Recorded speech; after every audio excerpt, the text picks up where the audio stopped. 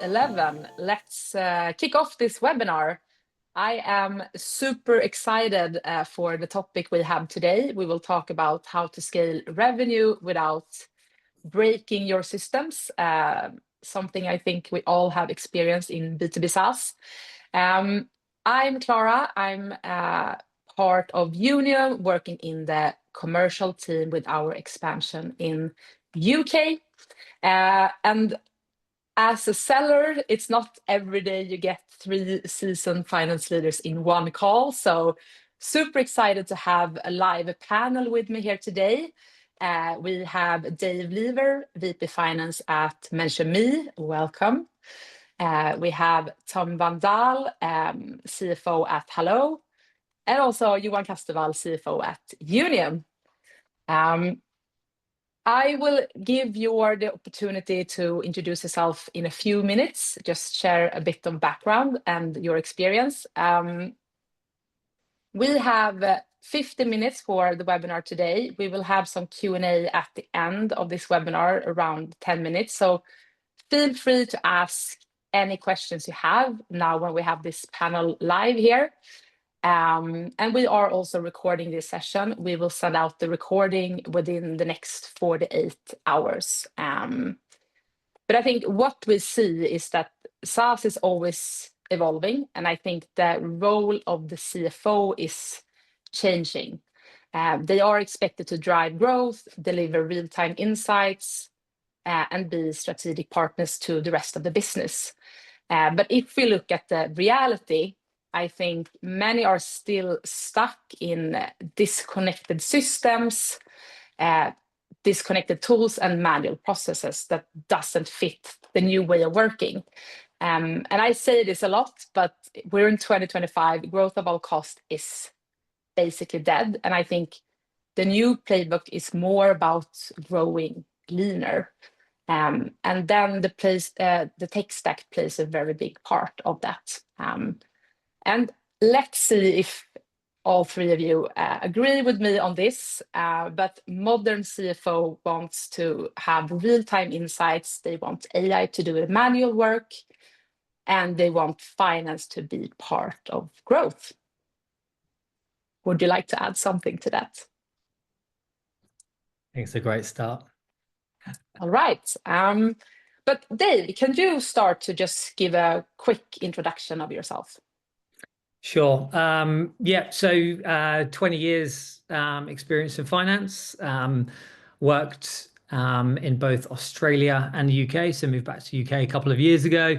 Worked for KPMG. I've worked at ASX listed $1 billion casino and entertainment business in Australia, which was super fun, interesting. I've worked for a bunch of VC and private equity backed SaaS businesses. Everything in between. So that's given me great experience to see the chaos of startups versus the structure, I'd say, of the corporate and listed industries.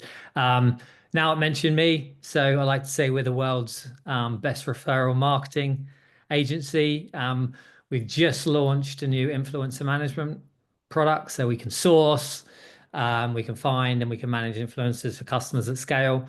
So I like to say we're quickly becoming the must-have acquisition tool for customers, backed by venture capital firms, 8 Roads and Octopus. So very demanding from them in a good way. Excited to be here, Klara. Nice. I feel like you could work in sales, Dael. Great pitch.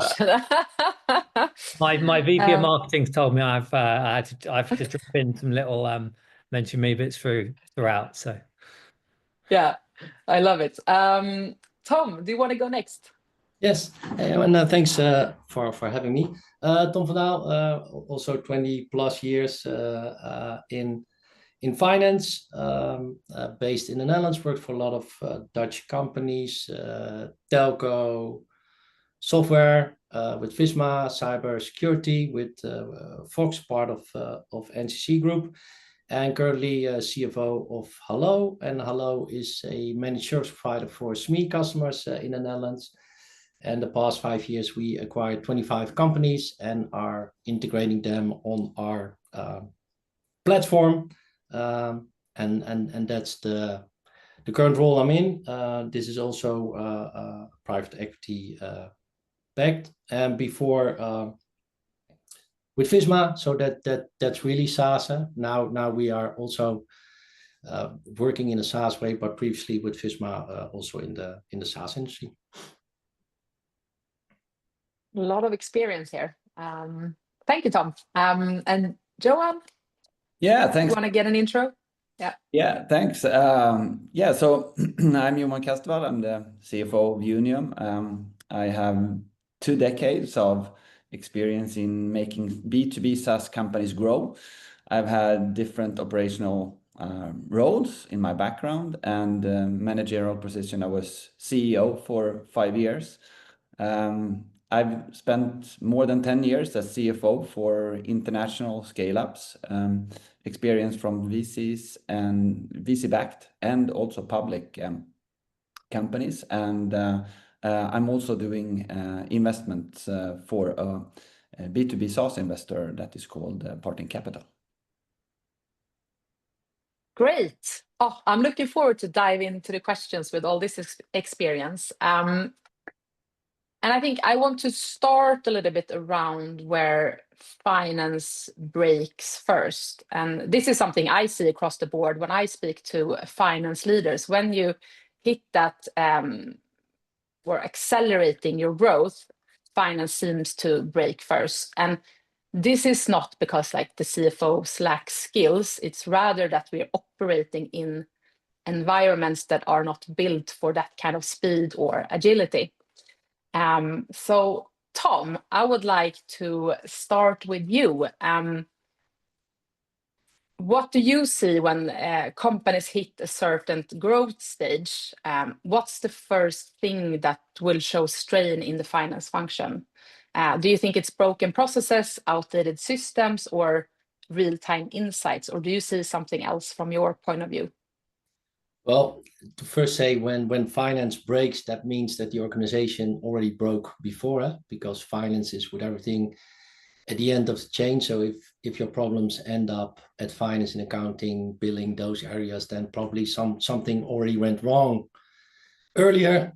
but when it starts hurting with finance, then you know that you missed it to start scaling in time, because you hit in a certain way a wall, and that can be a soft tick against the wall, or when you're not that lucky, it's a hard hit against the wall. But I think it's good to understand that that's not the problem of finance, but it is that a company has become too complex to absorb, and then the painful problems come at finance, because customers start acting on invoices, and then we say invoice is a finance problem, but the part that finance does in sending an invoice or making it, that's not the problem, but it's probably the problem that somewhere in the processes or the systems, things have gone wrong. And I think if you look at growth and in also in buy and build, we keep on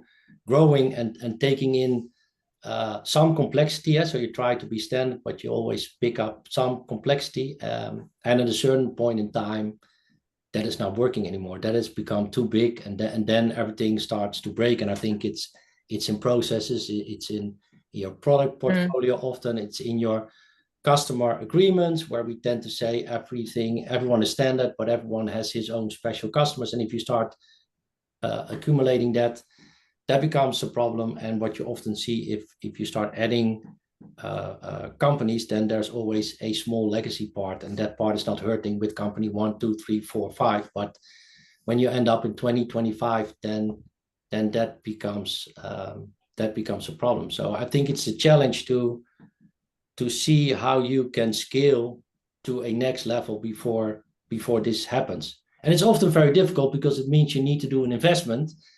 And only people want to invest when the pain is there, and no one wants to invest before. So I think in growth, there are certain stages. I don't know, when you hit 50 or 100 million, or you hit a certain level of FTEs, or that you know that complexity comes. I think understanding that and being able to address that upfront and make sure that you get your investments or your upgrade in process systems in place before you crash is very important. But it's also very difficult, because it's difficult to say I'm going to invest a few €100,000 in system and things which will support my coming 50 million of revenue. But I think that's very important.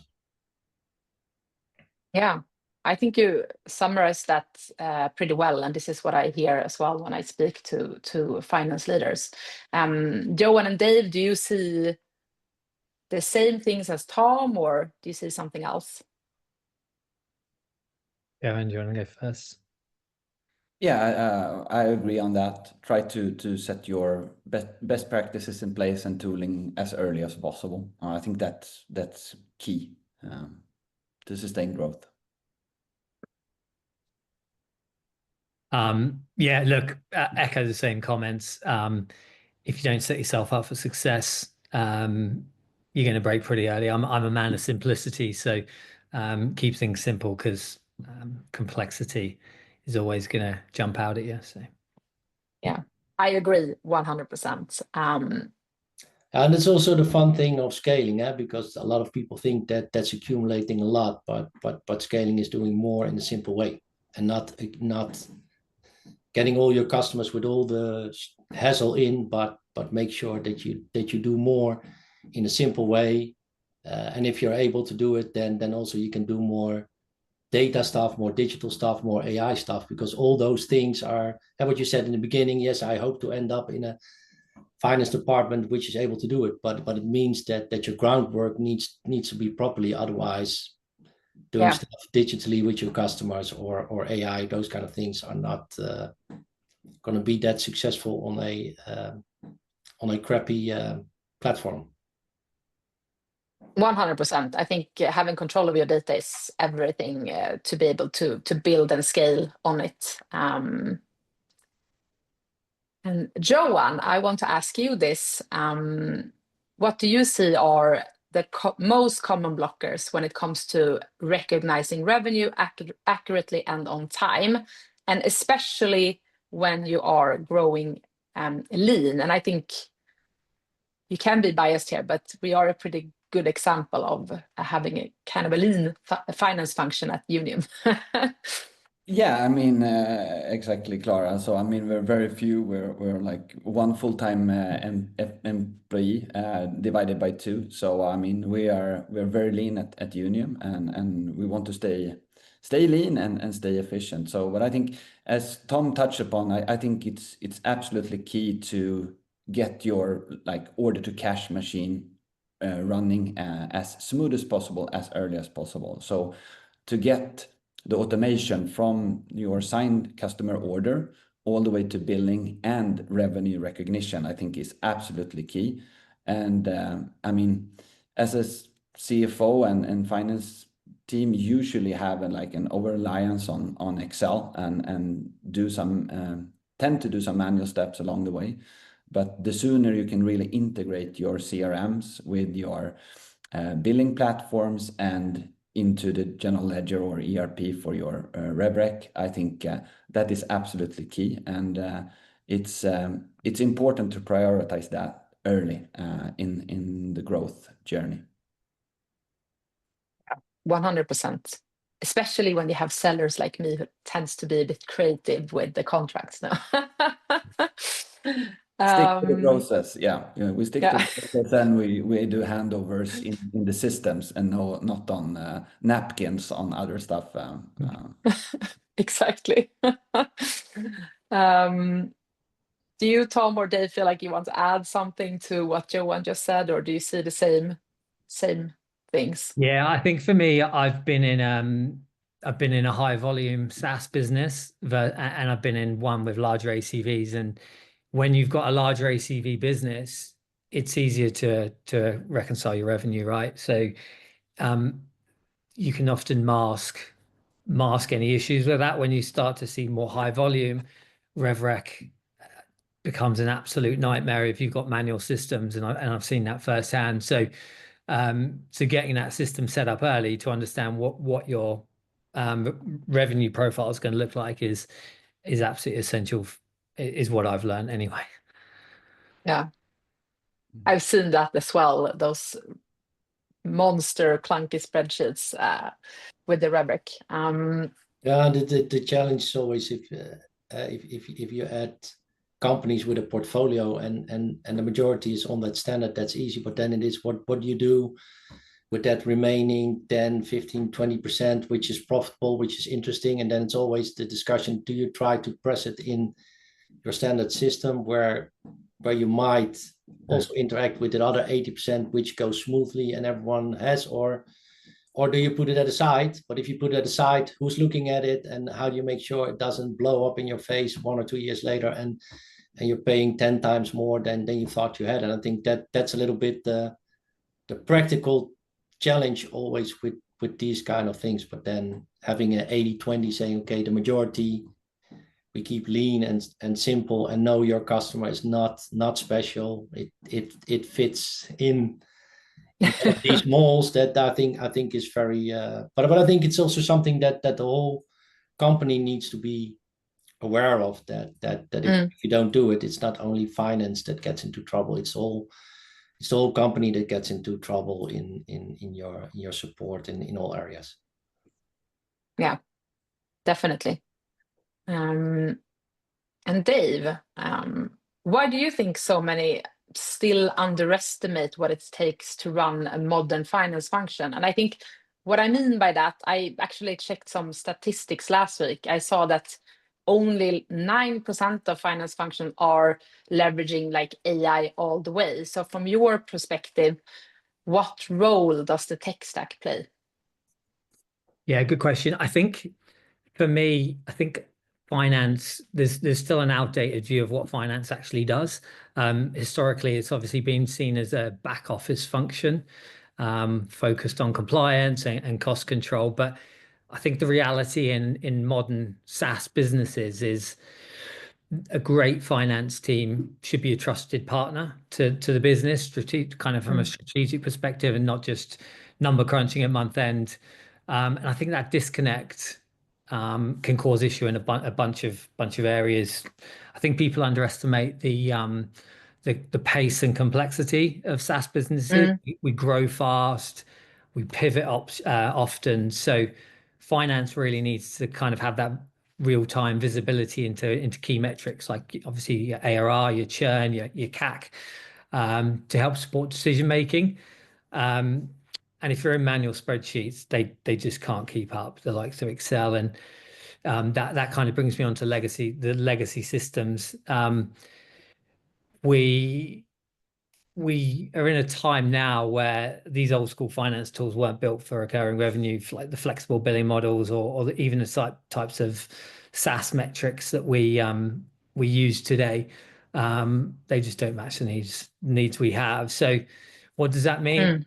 We tend to get an underinvestment in finance. So startups obviously naturally tend to prioritize your product and sales early on, which is natural, but we tend to get pushed down the list. The assumption that we can make do on spreadsheets, and as the business scales, bottlenecks occur, obviously leads to delays, leads to errors, and that capacity to be strategic just diminishes completely. I've seen that firsthand, but I've also seen what having the right tools in place can do. You can automate your processes, you can automate your rev rec, your billing can be nice and tidy, consolidations, you can deliver real-time dashboards, which really helps leadership drive decision making. And then I wouldn't be a CFO without saying that you can kind of scale efficiently and make some cost savings along the way, which we all love to look at. So you really can then move from being a cost center as a finance team into that kind of growth driving function. And that's, I think, when you become key to the business. Yeah, I agree 100% what you just said. And especially you don't want to get bogged down in those super manual tasks that doesn't drive those strategic decisions. Exactly. Tom and Johan, do you agree with what Dave just said? No, fully agree. But if you do get in that area, it also means that business has missed doing the right thing, because if you want your operations to be efficient, your ticket handling, you want your digital interaction with your customers, no, all those kind of things, all those things, if those things are possible, then finance is also running smooth. If finance is not running smooth, that means your data is most of the time not that great due to system, people, portfolio, whatever. So I think it's very important to share that responsibility and able to have that discussion with the business. Say, guys, we're moving this way, and of course it's nice if you have a big finance department to see how you can make that more efficient. But probably if that's the case, then there's also a big support department, and then all over the place, and then sales has a lot of work. So you see those problems across the area. So I think it's also some sort of temperature thing, and I think we should use that more to get the conversation going, and it makes it easier to get your investments done. And I think we understand the business model, and we understand the logic, and also that should be a different angle from business partners. So not only on the performance, but also how do we structure the company? What is the logic? How do we do it? Why do we do it? I think their finance is very well equipped to take that role, and also that you see too little within a lot of companies. Yeah, 100%.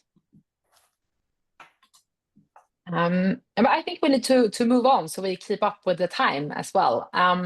Is that okay with you, Johan, or did you want to add something quick? No, I'm fine. Yeah. Good. Because I also think like we want to be able to move quite fast, experiment with pricing. We might want to add on more revenue streams that also drives those strategic decisions and have that real-time insights, as you mentioned, Dave. But as we have discussed, it's nearly impossible when you're working with outdated systems and don't have that sort of automation in place. And I know, Tom, when we did some prepping, all of us together, I felt like this question was a little bit close to heart for you. So as you are introducing new revenue streams or business models, like you want to add a product-led growth motion or a usage-based price model, where do you see finance struggling the most? Is it billing, metrics and reporting, or are you seeing something else? I think yeah, I see it in all those areas, but I think if you want to add things, so add professional services besides your SaaS offering, that sounds very easy and logic, and you do it. But then I think if you want to do it, do you understand the business model just on a beer canter level? Just write down what happens. I have my SaaS now. I have professional service in some way. What does it mean? How do I offer? Is it part of my SaaS subscription? How do I do it? How do I look at that? Is that some new form of usage that you want to put in? So I think having that logic, what do you want? How does it work? What kind of data do you need? How does it end up on your invoice? How does the process work? I think if you're able to have that discussion in time and then see how it goes, then you can prepare for what kind of insights do I need? What do we need? Additional information to have your invoice properly. And what often happens is that we just say, oh, it's so simple. We tweaked something, we put it in, and then it starts running. And then you get all those questions. Okay, it is professional service, but was it part of the contract? Do we do installments? Is it usage? Oh no, we agreed on some card that the first few hours is for free, and then this happens, and then you get a zillion things, and then it can explode in your face while you don't earn a lot of money on it. And I think there it is. Hey guys, sounds like a great plan. How does it work? Do we really understand how it works? And then you can see, how do you tailor your system? How do you tailor your process to it? How does it work? In the data that you need, then you know how it ends up with finance, what does it mean for your rev rec, and now often there is a sign off that we want it, but it's not thought through good enough, and I think that's a lost opportunity where you can, again, with that scaling discussion, make sure that you're there before the accident happens, then wait for the accident to happen, and then being the one trying to fix it. Yeah, I agree 100%. And I think what I'm about to ask now, it's a little bit of overlapping here, Dave, but what are some of the risks you've seen when you delaying modernizing your finance infrastructure? And I think this might echo a little bit on. I think probably every CFO's had the horror story where they've thought they could wait, and they've been bitten by it. But I think the truth is any delay comes at a cost, and you end up just scaling chaos. A few of the risks I've seen, I think, to say, you end up compounding complexity. So the longer you wait, the harder and more expensive it is to fix things mid-scale. And at a certain point, it just becomes impossible to untangle. You've got revenue leakage, so manual billing, weak systems, they lead to missed revenue. And I've literally seen thousands of pounds lost simply because broken processes weren't addressed early. That obviously then bumps onto decision making. You can't make good decisions if you don't trust the numbers, and without that real-time data on things like your burn, your runway, you're flying blind. That then kind of moves on to risk. The more you can't trust your data, the more you have in risk, whether that's from a compliance perspective, your failed audits, which obviously no CFO likes, or more importantly, investor conversations that can go absolutely sideways. And I think all of that bundled up just comes back to a lack of trust. So once you lose trust, that's kind of the final nail in the coffin, and that's both internally from a team perspective, but also externally with our investors. If you're getting your numbers wrong or you're changing your numbers, once that trust is gone, it's really hard to win back. So yeah. Oh, I feel like it's tough to be a CFO when you tell me this. So, I can never do this job. Do you feel, Johan and Tom, that you want to add to something that they just said?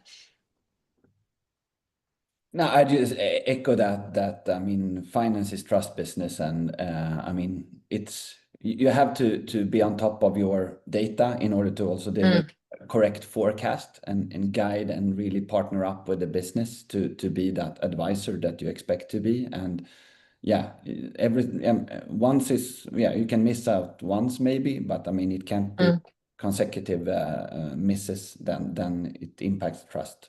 Totally agree with that. Yeah, and I think on top, I think the modern expectation also from investors, PE, is that you just have that your system is a data room, so that you can go back 2 or 3 years and that you can explain how your revenue went up and down and what are the drivers below that. So it's not that at a point in time you're selling the company, let's see how the numbers were, and let's make an Excel of the last few years. Now the expectation is that you can drill down real time in your data lake or your system or whatever you have it, and say, okay guys, how is it, how does your MRR, your NRR, how does it go, what are the main drivers? So I think also that, and I think it's a hygiene expectation, so it's not a plus on the value, but I think it's a minus if you don't, and then combined with also the trust that say, okay guys, if you're not able to do it, then how are you running your company, or how are you able to execute on your plan to do a whatever X the coming year. So I think there also it's very important. It's not only your finance, but it's all your related SaaS metrics to be crystal clear. Yeah. And it helps also in the investment case for that. So also there, guys, we're not just doing it for day to day, but also looking at that that value that's in there, that you're able to address that also helps for starting early in getting these things fixed and having the right support in system, but also in processes and those kind of things. Yeah, I agree 100%. And Johan, I want to ask you something, because now we have talked a lot about like having the data in the right place and having the right tools. And you might be a bit biased in these questions, what I'm about to ask, but have you seen any finance tools or integrations or data strategies that help teams stay flexible and deliver trustworthy metrics? Yes, of course I have. I'd like to first conclude that I believe that two of the biggest assets for B2B SaaS companies are the people in the companies and the customer contracts. Today also, obviously, the AI strategies, the world-class tech stack is really important assets as well. And then, of course, it sits some intangible assets in the balance sheet as well. But I think what is really key in driving growth is to get the customers in, and it's still today people doing that. It's not AI agents, right? So having that said, I'd like to zoom in on these two assets, the customer contracts and the people. And I mean, having that said, I think it's absolutely key and crucial to track your customer contracts effectively over the life cycle of the customer journey. So I think that's absolutely key to have a world-class tool there. Then also try to implement as much self-service functionality as possible for the customers to do as much as possible themselves, so that your finance team can really leverage on the tough things, the hard things, the things that really needs your efforts. So like try to implement tools that saves up time for your finance team. And when you're looking at your finance team, the people, make sure to have regular performance reviews with the teams, make sure that you have the right team to manage, and also make sure to stimulate your high performers and make sure to push them to achieve great things, and then also have in mind to take action on low performers to make them either grow or find other ways to work with them. So I think it's the customer contracts and your team. I think that's two really important assets for the finance organizations. Yeah, I like that. The people in the company is everything, right? Tom and Dave, do you feel like you want to add something onto what Johan just spoke about? The only thing I'd add is maybe a bit more granular around systems is I suppose for me two finance tools are critical for me. One is a billing tool. So yes, we're on this call, but having a billing tool that is really helpful. If you're doing it manually, you're in trouble. And then the other tool I've started using recently and started to use around AI is an FP&A tool.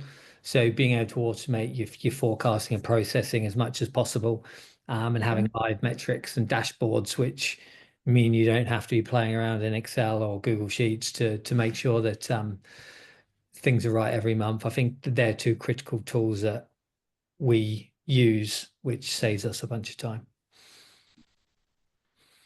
Yeah, and Nice add. And I think also on the people side, but I think it's broader than finance. The where we are going in the way we are working, it means developing a lot of skills that people who are already working longer don't have or are need to learn. And I think that upskilling is very important, but it means for accounting, but it means in the whole company. If you want to be that digital AI whatever player, then everyone needs to step up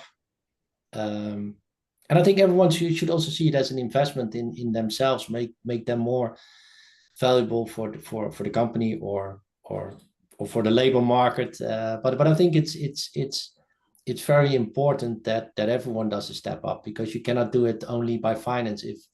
If still operations or sales remains in the Stone Ages and you want to be the fancy AI finance, good luck, ain't gonna work. You need to no, but you need to you need to make steps, and every time then finance is lagging, then you need to get your act together. But at a certain point in time, you did your job, but then you need to pull on others. Say, hey guys, now you need to make a next step, whether it's an IT or data or whatever. And I think if you have there the right balance and challenge that you all keep growing, then you stay fit for the future.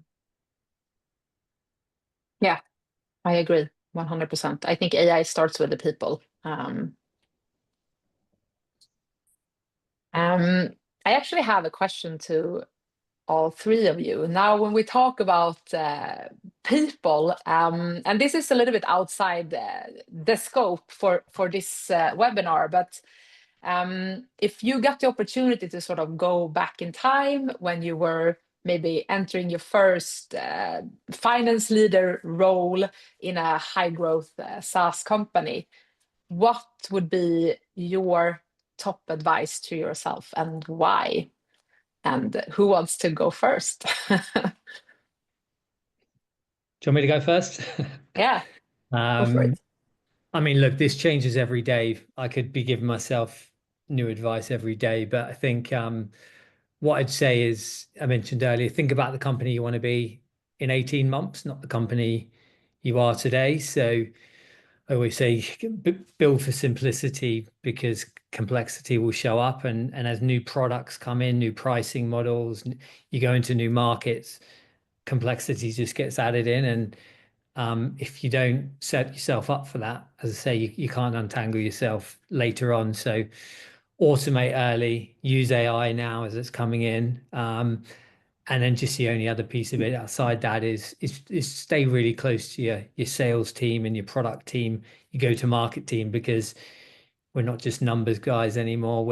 It's all about context. So if we don't understand how the business works and how we make money and how we're billing, we aren't really worth too much. So keep it simple and look forward would be my advice. Great advice. Sounds good.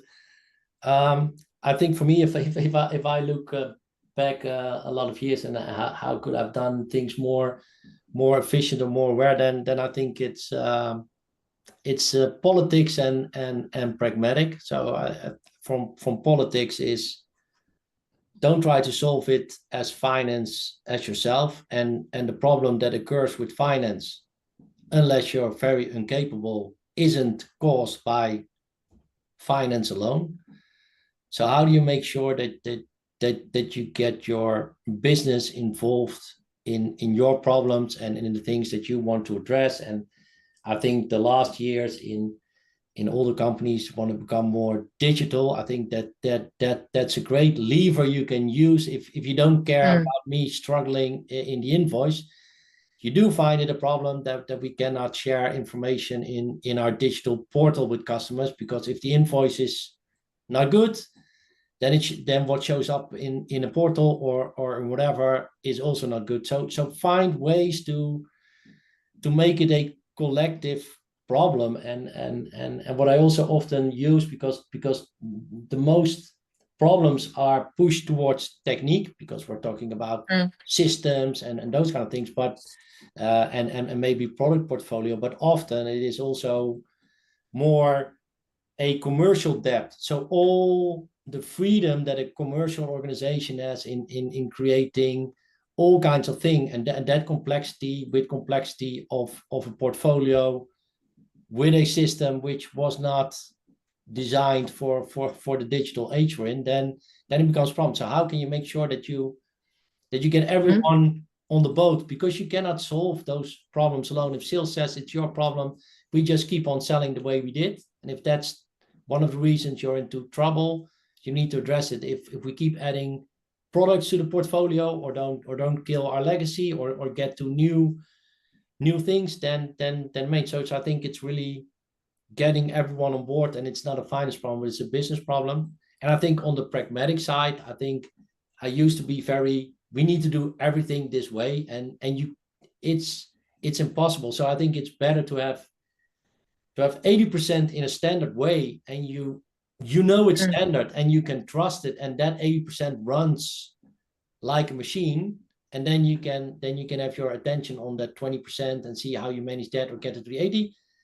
Then you are striving to get 100% standard, where you know it's not the case, but who's going to tell you what part of that 100% is not correct? And then nothing is standard. So I think they're really, of course, you want to be standard, and you want to scale stuff, and you want to simplify. I fully agree with what Dave says, but there's always the pragmatic problem that doesn't work for everything. So be very clear on that. We put it aside for another year. It's your responsibility to make sure that it keeps working. And after a year, we move that legacy product to whatever, or the contract of the customer runs for another year, fine. But after that, we move it. There's no discussion after that. And I think being, the 80-20, it's not there already for a long time. And I think it applies for a lot of stuff, but you can also use it in these kind of challenges. Yeah. I see that time is running, so I need to move on to Johan, and then we actually have some questions in the Q&A. So, Johan, what would be your I'll try top to keep advice? it short. Yeah, but I think Yes. I think for sure to review your tech stack. I think 20 years ago it was about one ERP and then Excel, and it was more about try to do as much as possible with that.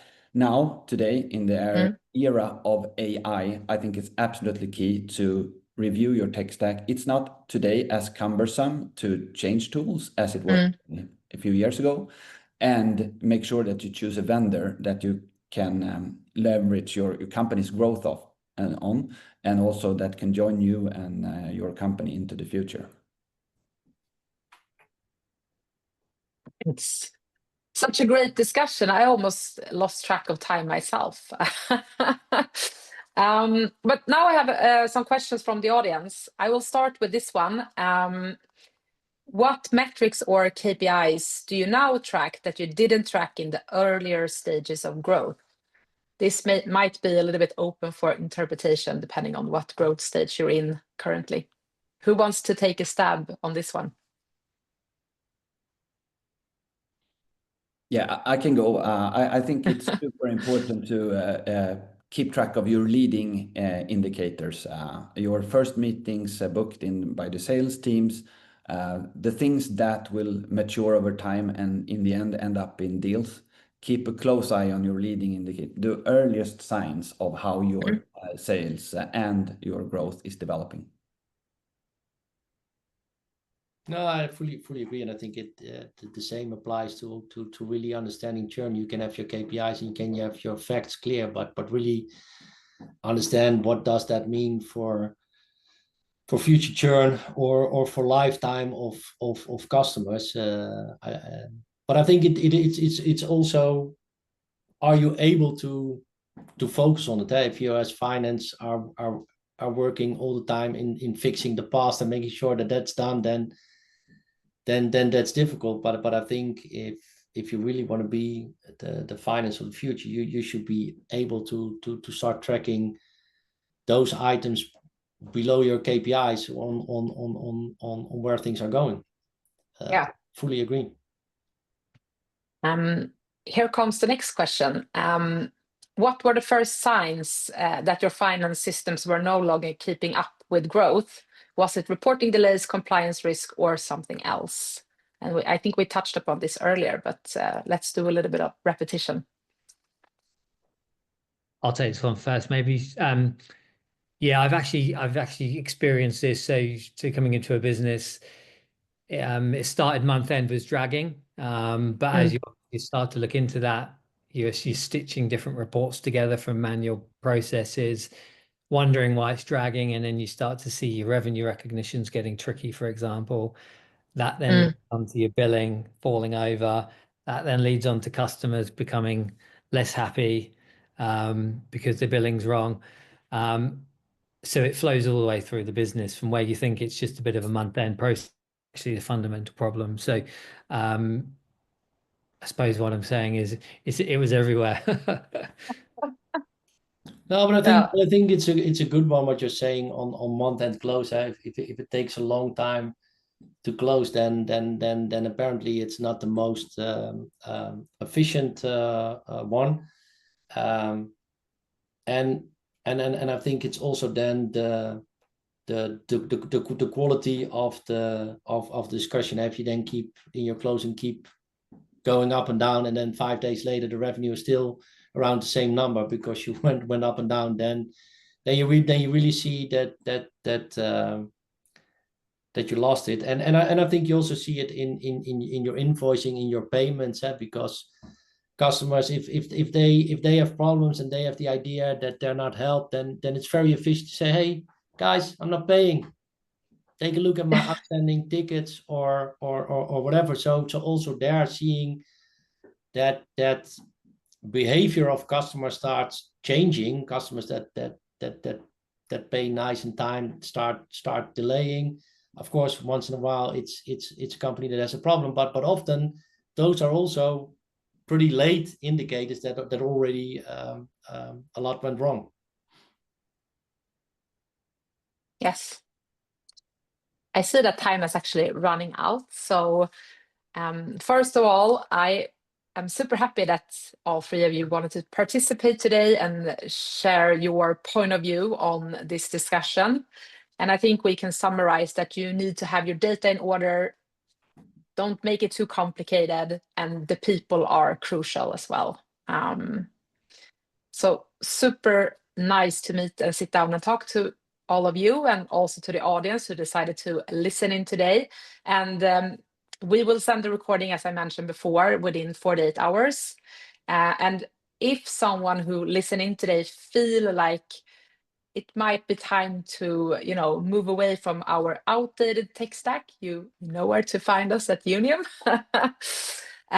So thank you so much, Tom, Dave, and Johan, and to the audience who decided to tune in today.